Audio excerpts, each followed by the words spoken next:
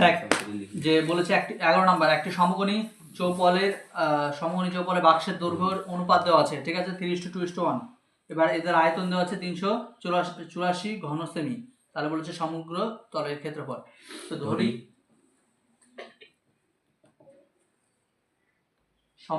সমকোণী চৌপলের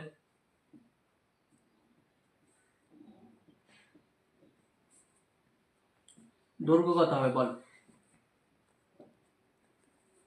3x ধরলাম, প্রস্থ কত 2x,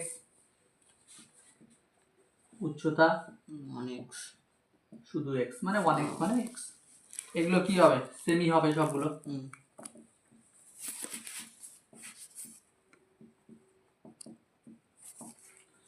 এবার এটা কি সমকোণী চৌপলের দৈর্ঘ্য, প্রস্থ, উচ্চতা হয়ে গেল।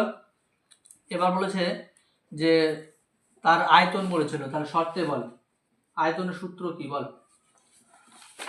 সমকোণী চৌপলের আয়তনের সূত্র কি, দৈর্ঘ্য ইনটু প্রস্থ ইনটু উচ্চতা।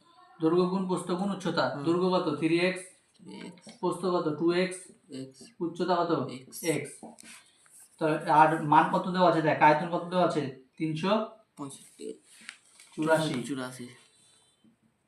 এবার বল সংখ্যাগুলো গুণ কর, 3 2 আর এখানে 1, 3 2 কত 6 আর x x x x এর কিউব 384।